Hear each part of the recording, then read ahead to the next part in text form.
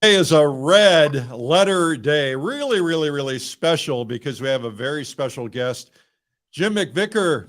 What are you going to do today? Hey, Eric. I plan to focus on values and the importance of values and creating space and atmosphere within your paintings. Cool. Okay, values and creating space and atmosphere. Now, for the people out there who might have tuned in who don't know the lingo yet, tell everybody what values are. Well, values are basically your darks and lights, and values, I think, other than drawing, are the most important element in a painting, creating a representational painting, and showing depth, showing space, and creating atmosphere in your landscapes and your still life paintings. And you can do an incredible painting without any color. What's the Okay. saying? Color gets all the credit, but value does all the work. Right. All right. Yeah, Okay. I mean, So value is crucial. well, why don't we go ahead and get to your lesson right away. In the Okay, meantime, while you're setting up your camera, I'm going to show a little bit of your work. great. Absolutely incredible work. Jim loves to do florals and does them so beautifully, but he does so many other things as well. And we're really excited to have him here. I love the glow of the light that he gets in his images, and also sometimes the complexity of compositions that work so well together. So this is an opportunity to learn from one of the greats.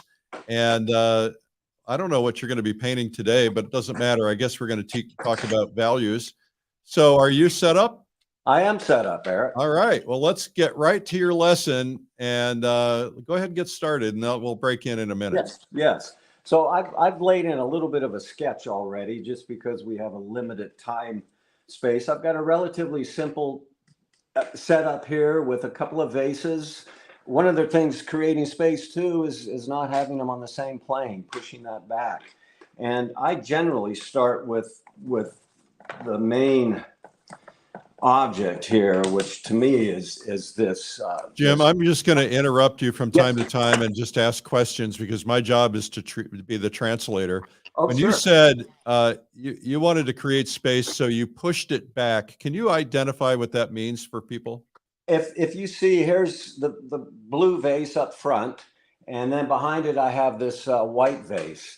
And rather than having them on the same plane side by side, by stepping that back, automatically you're creating a certain spatial effect.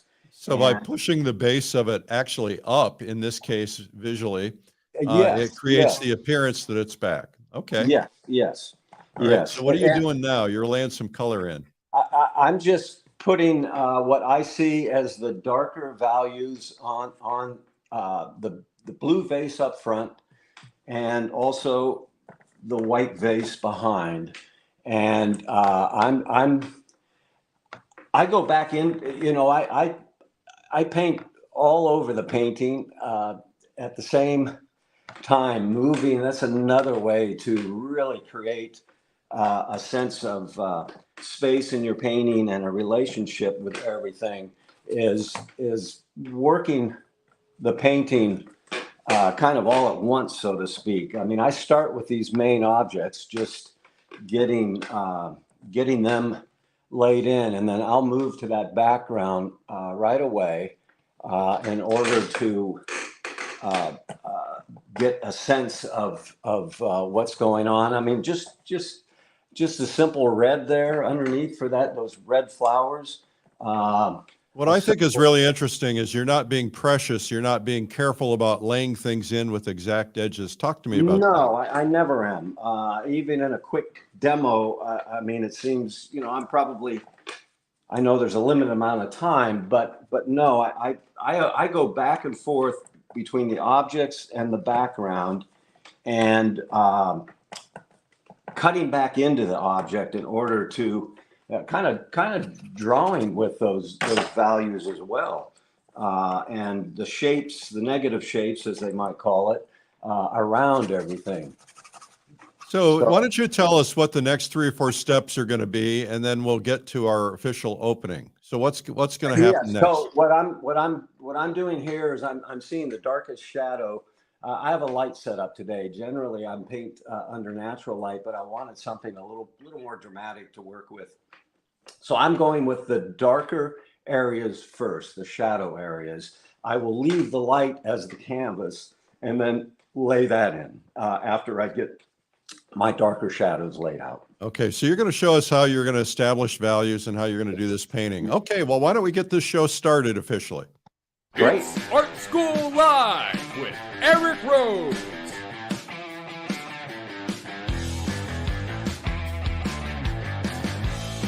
Now, here's your host, Eric Rhodes. Excited about today. Jim McVicker is our guest, and he is a rock star. You want to pay close attention. We'll get right to him in a second.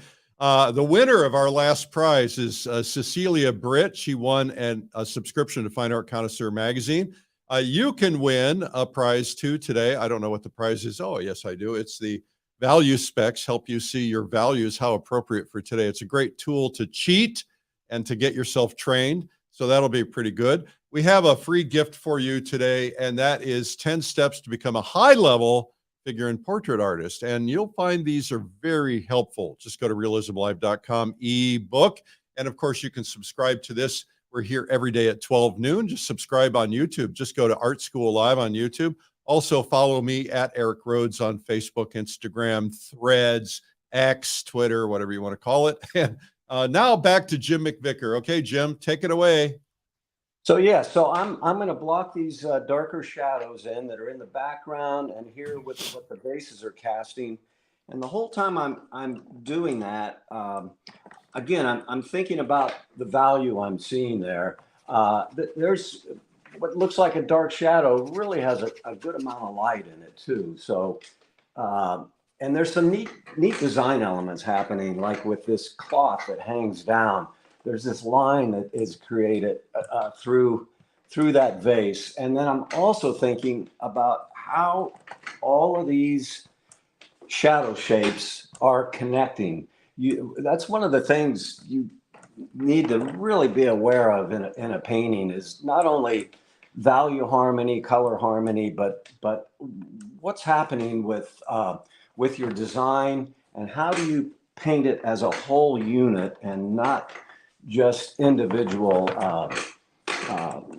things that stand alone. You want translation time. Okay, I've heard a lot of people talk about color harmony. Very few talk about value harmony. Tell me about that. Well, to me, for me in my painting, values are the key. And if I am painting those values correctly from what I'm seeing here, because I can look at this, I sense that space, I sense that that connection to those values, and I want to make sure that I have those values working in harmony with each other so that they read in a believable manner. I don't want to make that dark so dark that it feels separate. You know, there's a lot of air in that shadow. So what I think I hear you saying is you're kind of keeping your values compressed. They're all kind of within a value range. Very much so. Yes, very compressed and relating. I'm like this mixture I've put on my palette of the color I'm painting into the shadows. I'm not changing it. I'm not making individual variations because the shadow down here by the vases is a little bit cooler. It's a little warmer back here, but I'm just mixing a little more cool tones into that warm tone. So again, that those shadows have a certain harmony about them and relationship. To me, they're about the same value. They're not the same value. No, as you can see, not. this one has gotten lighter. A little bit lighter. Yeah. Okay. And it's definitely the same color mixture, but with just a little more of my King's blue that is has a fair amount of white in it. So it cools that down a bit and lightens it some too. Back here, there's more warmth in this shadow. Robert Francis says, so happy to see the world-renowned Jim McVicker painting whenever I can. Well, Bob is a great guy, and I always have a blast painting with him once in a while when we're down in Laguna area. So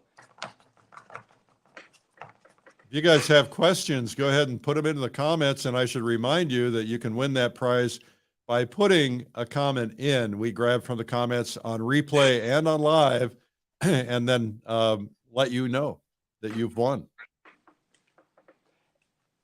And I mean, I use my brush as a measuring tool a lot too, being able to see relationships, like where does the top of this vase relate to the little vase behind it. Okay, so I'm going to ask you, and put you on the spot here, Jim, since you're so good at being on the spot. Give everybody a quick measurement lesson with that brush. How do you use the brush to measure comparison? One way I do is there's this fold here, and I like the way it lines up with this vase, and it's almost at the top of that, which I realize now, seeing that I got that a little high. I like lines in a painting too, make beautiful connections. And so sometimes when I'm painting a still life and I'm using the rugs and so forth, the edge of this, I might line it up with the edge of something up here, whether it's a pattern in the rug. And so that's one of the things I like about the way that creates a line through the painting, not by putting a line there, but you've got this, the eye sort of fills it in. It sees that connection. So outstanding. Hey guys, tell us where you're watching from. We love to hear, and especially those of you outside of the States, we like to hear who's watching from afar. We just learned that we have had 15 million views. Can you believe that, Jim? 15 million. That's remarkable. You guys draw people in. That's terrific. That's terrific. Of course, that's since the beginning of the pandemic. So. Oh yeah, yeah, yeah. Everybody hanging at home through all that. And, I mean, you really came to the rescue of a lot of people. And by the way, Eric, happy birthday. Oh, thank you. It's an honor to be spending a little bit of your birthday with you. I wasn't going to mention it. Thank you. Well, I know, but I thought I would. Well, I went into town this morning. I got a trip to the hardware store, went to the chiropractor, had a massage, and had lunch. So got a lot done this morning. No kidding. Well, we're a little different time, but I did have my breakfast. And, thanks for getting up early. That's, you know what? I'm always up pretty early. So it works for me. So there's a darker, and I just took some of my transparent red there, which is a color I like a lot for warms. Put up Is that a transparent red oxide? Yes, it is. Yeah. Hello, India. Pardon me? I said, hello, India. Oh, okay. India's on there. Wow. Cool. Yeah, you pull all the heavyweights in, Jim. Well, you know, we all carry each other. That's right. That's our job.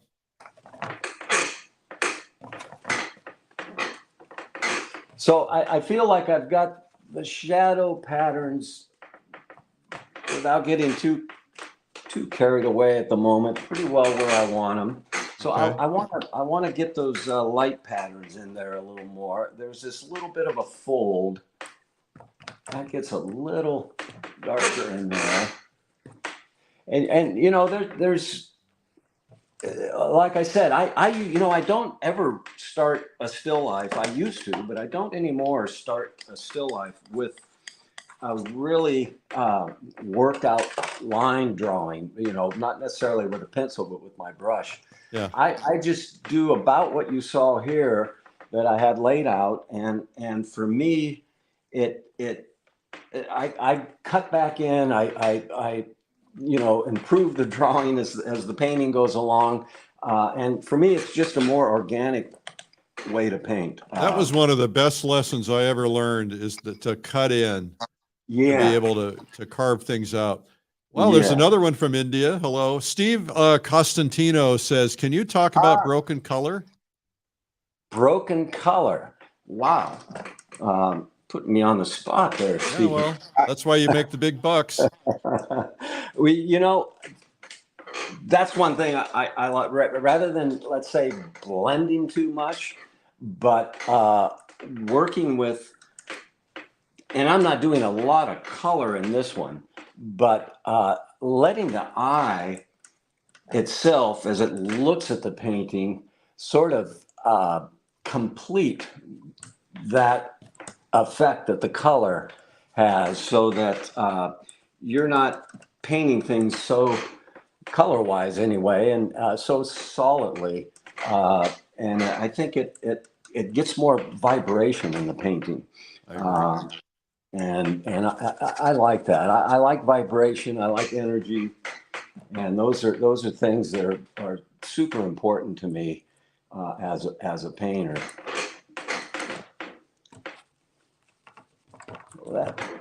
So you see, I'm just adding lighter tones over here. I have a question. If something is in light, I noticed you just laid down a light, but that light to me looks cool, and your artificial light probably is cool. Do you oftentimes? It's more of a yeah, it's supposed to be more of a natural light. Yeah. Okay. So, So will you ever put yellow tones in your light to make it read more like light? I do. I mean, and particularly if I'm on the landscape, my still lifes I mostly paint. I have a beautiful 8 by 8 foot skylight above my head. Oh, I nice. mostly paint under that skylight, which is a cooler light and a soft light. So The couple workshops I've taught, we've used lights because of poor lighting conditions. Yeah. And I found I liked it. I hadn't done it in years. And so I actually intend to do some more still lifes with the artificial light. And a couple of the lights were a warmer light. And I liked the effect of it.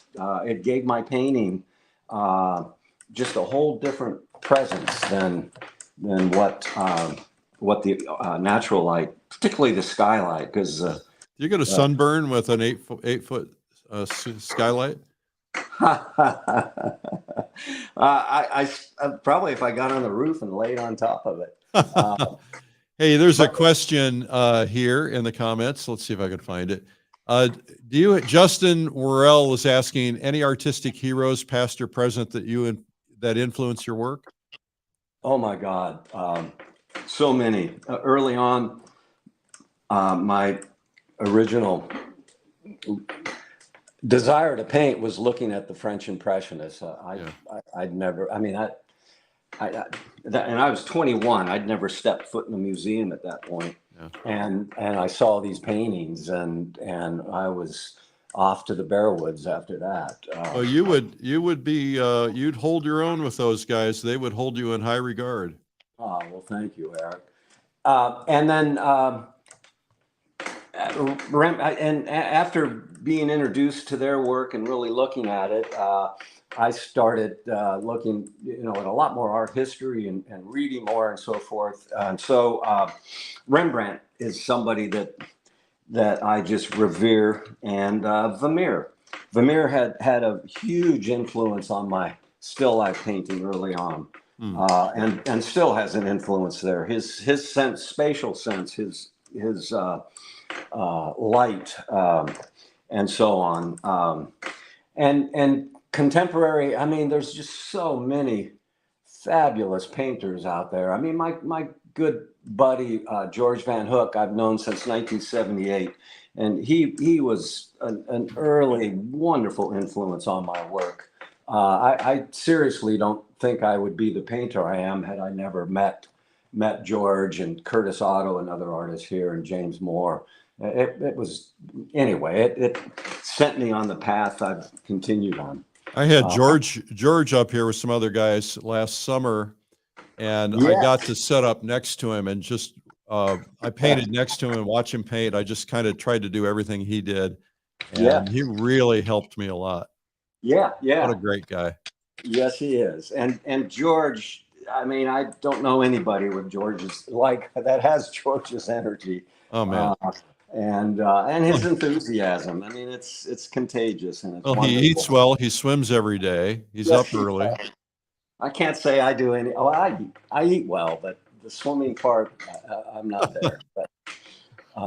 But yeah, and then gosh, I mean, uh, my wife Teresa Oates had a huge influence on my work when we met, and just the way she paints, and other painters that I swear every painter I've ever worked with, I learned something from.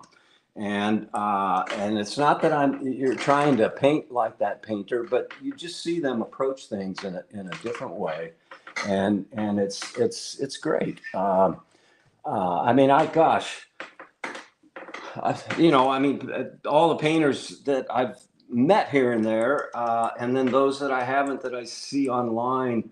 Um, uh, if I don't know if Quan Ho, if I say his first name correctly, Yeah. but I just love his work. Uh, God, I mean, there's so many other landscape painters out there, and What a wonderful time to be alive, because we get to see things that we otherwise wouldn't know existed. yes.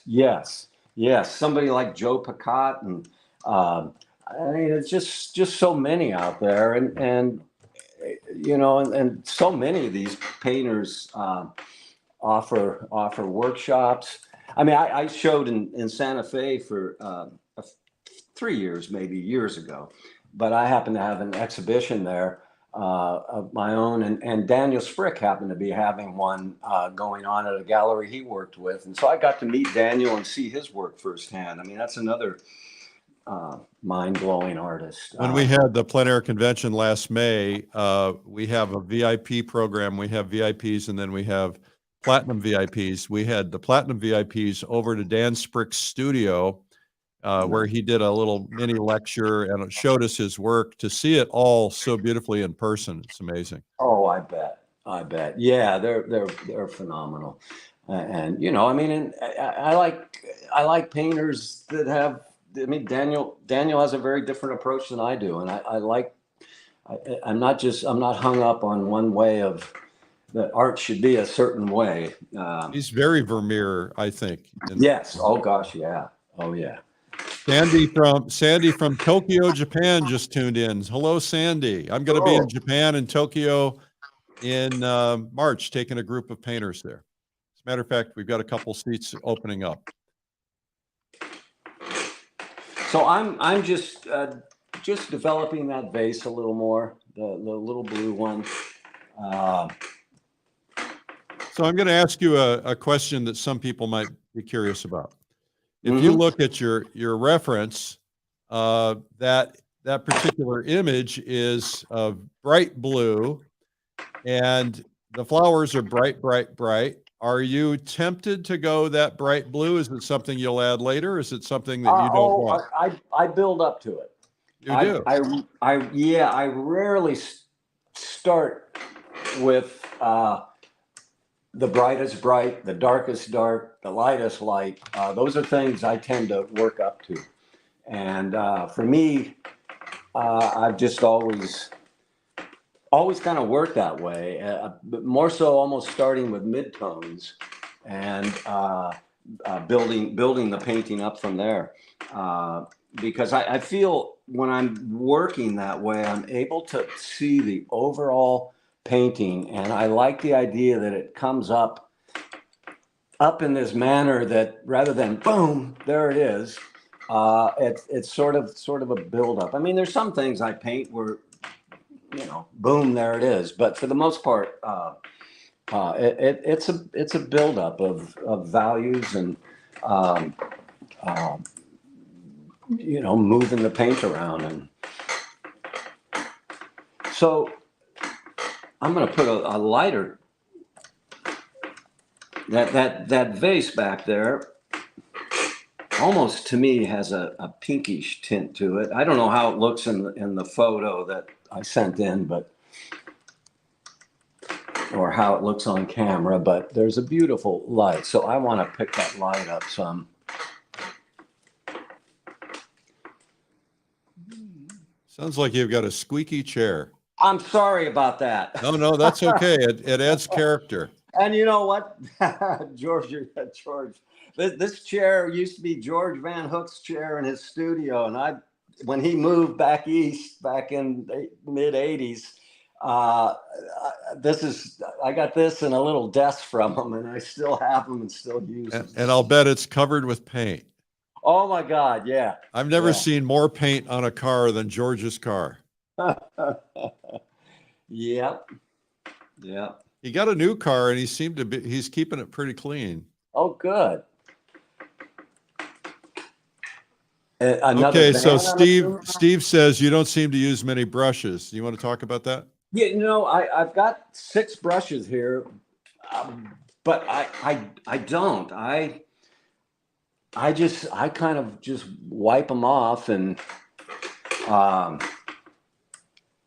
Do you use anything? I do you use any medium, any terps? In the beginning, I was using a little bit of my Gamsol, and then I've just been using the straight paint. I prefer. Here, I'll get another brush. I mean, if I want to get into a really clean color, I scrape my palette down, because I often don't scrape my palette down. I just mix back into whatever I've got going on there, unless it's going to really ruin the color I need. But yeah, I don't use a lot of brushes. I have 4 main brushes I use, and it depends on what I'm working on, but they will be a number 6 flat, a number 8 flat, and a number 10 flat. And if I'm working up in a sky on a painting, or if I have a big still life with a big background, I'll use that number 10 to really push the paint around. But and then I have a couple of pointed brushes, this little thing, which is nice for some small marks. And I love this little Egbert brush from Rosemary Brushes. I love those things. So yeah, I used to have a handful of brushes years ago when I painted, and switched them out. And now I've gotten into this thing where I just kind of stick with that one brush a lot. I tend to do the same thing. I just pick up a brush, whatever one I pick up, and just kind of keep going. Hey, hello to Marcella in Waterford, Ireland, plein air painter. Thank you for joining us. Tell us where you're watching from, folks. Hi, Marcella. We're Facebook friends. You guys can really spread art if you share this program, and what a great one to share. If you just hit the share button so other people can discover this, it will help them learn art, get the confidence to do it themselves, and that's a beautiful thing. The more people we can get painting. So in talking about values, I'm seeing back here, I need to go a little bit deeper, and I squint my eyes all the time, particularly when I'm looking at values, because it is so easy to misread a value. We need to send you a pair of value specs, Jim. I think I saw those one time, and I tried them, and I didn't like it, but that's okay. Well, that's not to each his own. We find they help beginners. Actually, I use them all the time. Hello to Netherlands, Mackenzie Martin. Hello. Alaska. I use the very background color I'm putting there. I'm using it a little bit on this vase. Why? I felt because it makes a connection. It makes a relationship. Okay. And I just think painting is all about relationships to me, and nothing really standing alone, but everything supports each other. It's like a functioning family if it's working well. Jim, if somebody's watching and they're a very beginner and they're intimidated about the idea of painting, what track would you put them on? What would you tell them to do first, second, and third?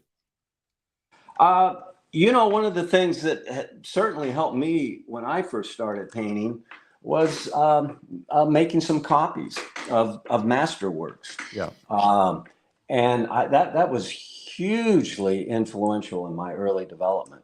And then picking, and painting from life, I would certainly, particularly in the beginning, avoid using a photograph and paint from life, and just find, even if you just set up an apple on a table with some nice lighting, you don't have to worry about all the cloth and all that stuff. Just the apple, paint that shape, see if you can get the form. And I did a lot of those kinds of things years ago, and they're really immensely helpful. And also, as someone, a beginner, don't worry about whether you're going to do a good painting or not. It really doesn't matter. It's that whole process of learning how to paint, learning the craft of working with oils or watercolor or whatever it might be that you're using, and have a good time with it. Do you use multiple mediums? I do. I've painted a lot of watercolor over the years, but I have found, for me, I have a lack of patience waiting for the paint to dry, and I mess up a lot more watercolors than I make work. I overdo them, and they're too heavy. So I started seeing people like Terry Mura and Mike Hernandez and Tiffany Mang. I started seeing their beautiful gouache paintings online, and I went, "Oh my God, I've got to try this gouache." Well, I love gouache. I've done a lot of them, and when I first got into them, I spent I probably did 40 of them and put the oils aside for a month or whatever, so that I could really start to get a handle on them. And for me, they're very much like working with oil paint. So it felt very natural. Very much like it, but different. What I Oh did yeah, is it's totally. I followed your advice. When I started painting gouache, I started copying masters by using gouache. Oh, nice. And it was a good lesson because, like anything else, you have to learn to use it. It's a little bit different, dries very fast. Yep. But I love it. We're going to actually, when we go to Japan for cherry blossom season on our trip, we're going to a gouache factory. We're going to go visit the Holbein factory. Oh, no kidding. Oh, that'll be a blast. Wow. Yeah, gouache is, I was painting some recently down in the Mendocino area, and we had a couple of sunny, windy days. Oh my God, the gouache dried so fast and frustrating. But I managed, I worked with it. So yeah, gouache in that manner can be, around here where we live, we this whole summer, I don't know if we've broke 70 more than 4 or 5 times. So we're on the coast, and it's a damp climate. And so the gouache tends to stay a little bit wetter, but I use a spray bottle and keep the paint moist. And that works pretty well. Yeah. So there's a question here. It says, does working from midtones, this is Bob Francis again, does working from midtones to darks and lights help you get the atmosphere in a still life? I think it helps get the atmosphere, still life, outdoors, whatever you might be painting, definitely, because again, that for me, I've always felt this worked well, is I'm building up the painting I'm a quick painter, so it sounds weird to say a slower process, but it is. It's letting the painting kind of cook a bit as you're developing it, and I think you're seeing things a little more, at least I feel I do see things a little more clearly, in terms of the atmosphere and how everything is working spatially, and I'm relating everything in a slower manner than trying to just pop it on there right away. Hey, For me, Jim, yeah. before you start laying in that heavy color there, I think we're going to take a quick break Okay. and we'll be right back. Our guest today is Jim McVicker, and it's a red letter day because he's a pretty special guy, a brilliant, brilliant artist. And he's going to be teaching at Realism Live, which is coming up in November with some amazing artists. Jim is one of them, of course. And we've got, for the first time in history, the great Bert Silverman and many, many, many others, which you'll learn about. You should join us at Realism Live. It's pretty cool.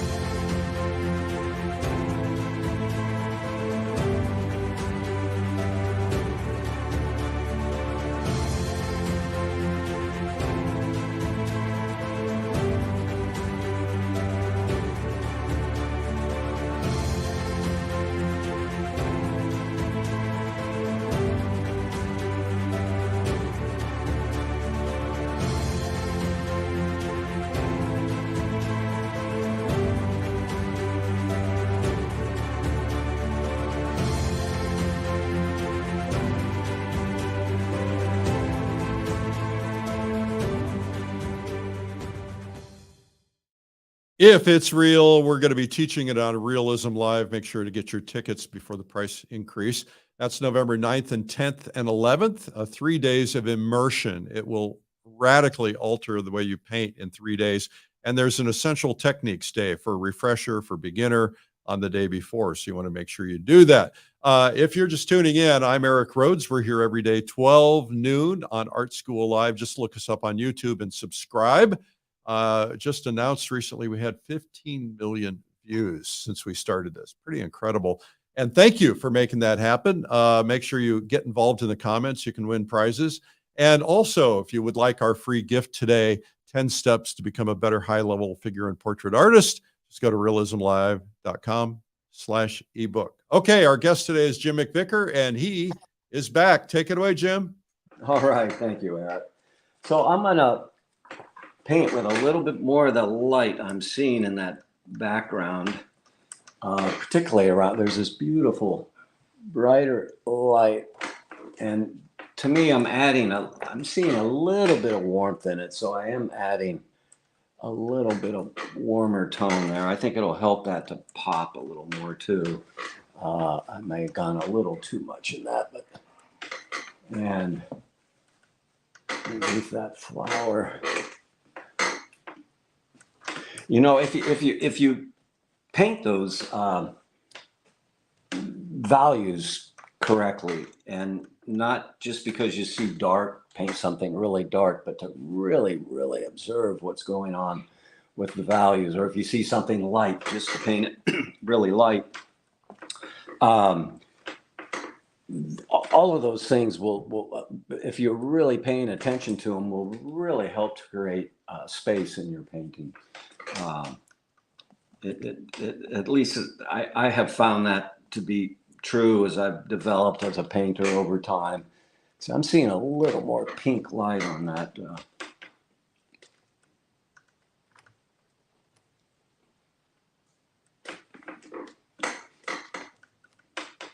You guys have questions, make sure to put them in the comments.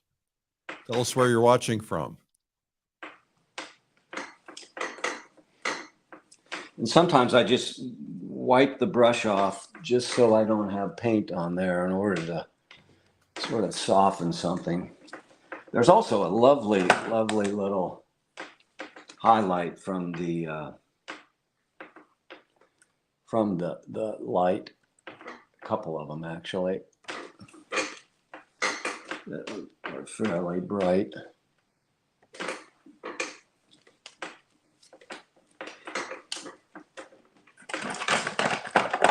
I'm going to take this cleaner brush.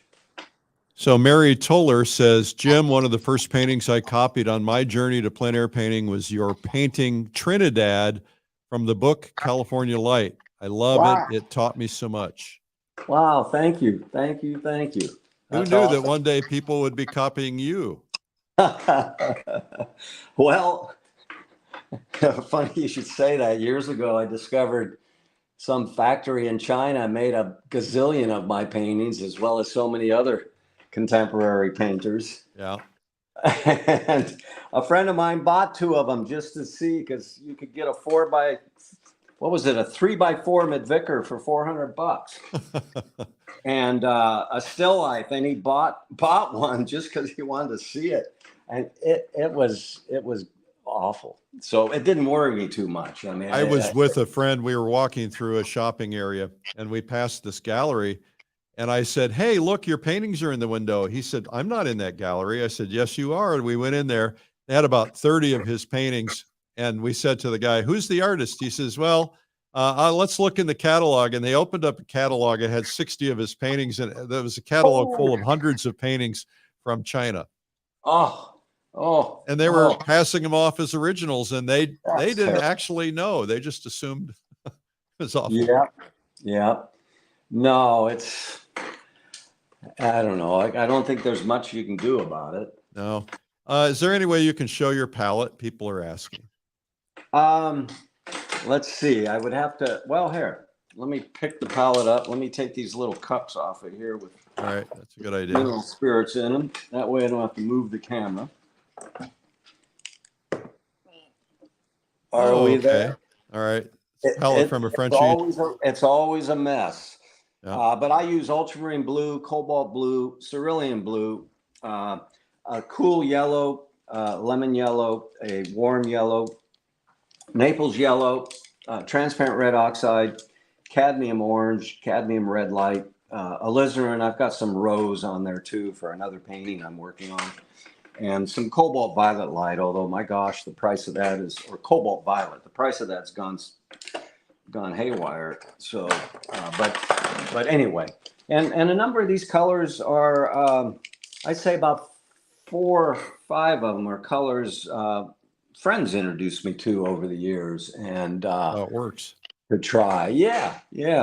How do you, Sally Ann Fisher asked, how do you prevent paint from getting muddy when starting with midtones, especially getting back to darker values? Hey, Sally. We saw Sally when we were in Yosemite back in April. Painted with her. You know, I think for me, I have even though I'm putting a lot of paint up there, I have a relatively light touch. And I think that does make a difference in, so that you're not smearing things around too much. I try to, once I put it down, try to, leave it as much as possible and not keep going back into it. Yeah, I don't worry too much about muddy colors. I mean, I know it can be a problem. I like mud. Mud is your friend sometimes. Yeah, I mean, true. But if I was painting a landscape, Sally, and I was going to go into the sky, I would absolutely clean off my palette and use a very clean brush to paint my sky. Somebody asked that you hold your brush up to the camera just so they can see it. This is a number 6 flat. All right. Here's a number 8 flat. I used to use number 4s a lot, but I rarely use those anymore. I find the way I paint, I don't know, I don't think I need the small brush. Years ago, my still lifes paintings, my approach was always very different than my landscapes. Landscape being very direct and looser, and my still lifes tended to be something. I mean, some of my still lifes, I've got one on the easel here that I've worked on over a year, and but I would use soft brushes, fake sable things, synthetic, and I started disliking that feeling and disliking it the way it looked in my work, although I still have a couple of those paintings. One we kept that I still think is one of my best still life paintings, but I wanted to get things a little closer to my landscape painting, so I started using my bristle brushes and painting just with a little more energy in the brushwork and more brushwork and more paint. Yeah. I used to paint thinner on the still lifes, and I didn't really do glazing, but just building things up with thin paint and a lot of medium, and I just got to where that wasn't as satisfying to me. I have a couple hundred sable brushes I bought in Russia when they were like $1 a piece because of the exchange rate. And then I don't use them anymore. Very rarely. Once in a while I'll blend something, but same thing. Hello, Cause from Costa Rica. Who's in LA today. So I'm trying to refine using a lot more white, a little bit of Naples yellow, a little bit of the paint that was on my brush, trying to refine that light a little better. And there's this great way that I love that movement there, the way the cloth moves up, and then this brightness back here. That makes a difference in that feeling of that light moving across there. And this too, I kind of brought this shadow that's from the flowers. I sort of brought it over a little more because I like it on that edge there rather than create some contrast against that flower. Yeah, too. and rather than the light just running off. Hello, Toronto. One of our great supporters, Joy. Thank you, Joy. Jim, we're going to wrap in about 5 minutes. I'm going to give you a fair warning. Okay, I knew the time had to be getting close. Yeah. And I'm enjoying painting on this, so I may really carry this painting further and finish it up. And I hope so, and then you can post it. Yeah. Hey, talk us through edges real quickly, because you do such beautiful edge work. Thank you. I mean, certainly painting wet with edges works better than when your paint dries. And I will often just squeeze the paint off my brush and soften something.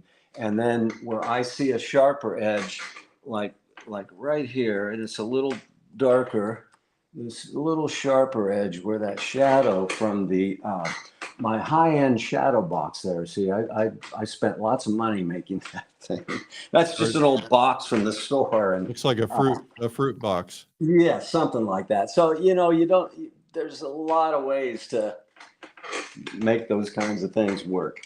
Hey, we're artists. We have to make do with what we can. And one of the reasons I'm using it today, because I don't use it a lot, but I want it to have a little more focus and not be. My attention is right there. I'm not distracted by everything else in the studio. So, how many paintings do you have going at any one given time? Generally, usually 3 or 4 paintings. Like I've got a big garden painting I'm doing out in the yard. I've got a sunset painting I'm doing. I've got a still life painting or interior painting I've been finishing up.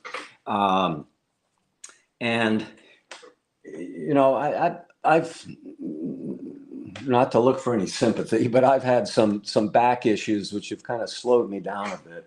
All right. Well, we're good at sympathy. Everybody go into the comments and say, "Oh, Jim, we're sorry about your back." So, but I still get a lot of work done. You know, I'm just watching how I use my time. I have the world's greatest chiropractor. Since I started going to him, I haven't had a back problem in 2 years. Oh, isn't that great? Yeah. All the others have never been all that good, but this one's good. Yeah. Let me just throw there's some really pure, almost like pure red up there. I just want to throw a little on. That's something too. And I notice this a lot in landscape painting, but still life too. Don't be afraid to push your light and even your I love color, so I like pushing color a bit. Although I still have a pretty naturalistic feel about my work, but Jim, yeah. I'm curious because even a cad red, even though it's brilliant and bright, it's not a super high value. If you really want to pump up the light and you add white to it, then it's going to make it pink. What's the solution? Yeah. Well, I often add a little bit of cad orange to it, All right. which I just did there with a slight bit of white in it, and that kind of brings it up a little more. And then I will work the background around it and maybe bring that, when I'm looking back at the shadow back here, and this is something I'll work on later, I'm seeing some blue in there almost. And if I pop a little blue and I'll go around this edge, when I squint my eyes down, my value needs to be darker here. And I can make that edge a little stronger. And all of those things will make a difference. All right. Okay. Well, why don't you come back on camera? We're not going to get it done. No. But at least everybody will get to see your smiling face one more time. Let me back everything up here. There we go. I'm backing up. Awesome. What'd you do to your hand? Oh, that's my glove. Oh, you wear a glove. Okay. Yeah. Well, Jim, thank you so much. You were really helpful today. I learned a lot watching. Everybody did. Applause for Jim McVicker. Jim, what are you going to do on Realism Live? I'm going to work on a little bit more complex still life. I intend to incorporate a rug in it and probably a few more objects. So looking forward to it. I know I'll have a little more time to. Yes. Well, your paintings with rugs in them are legendary. I'm really curious how that's done. You can see one here behind me too. On the easel. That's beautiful. One I've been working off and on for the last year or so. Those take a bit of patience, don't they? You know, they do. In fact, I bet 3 or 4 times over the years I've said I'm never painting another rug again. And then I think about it, and I love the feel of them in a painting. So yeah, well, they're so. And I approach them a little different than I used to. So. Well, Jim, you're an inspiration. I want to acknowledge you for all the great things you've done to inspire us all and to teach us. Thank you so much. You are really, truly a great painter, and we're all honored to know you and honored to have you on this program. Sure appreciate it, Eric. And hi, everybody. Thanks for tuning in. And Eric, have a great birthday. It is great. I mean, how can it be any better than this, right? Well, good. I'm glad I could spend a little time with you. All right. Thank you, Jim. Yep.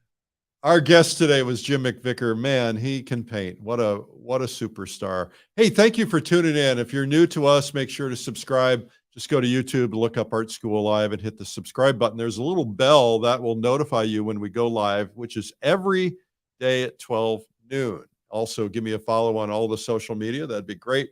Make sure that you put a comment in before you go, or if you're watching on replay, because you have a chance to win a pair of value specs to help you see your values. I'm Eric Rhodes. This is Art School Live. Thank you for being here today. And thanks again to Jim McVicker. Bye-bye.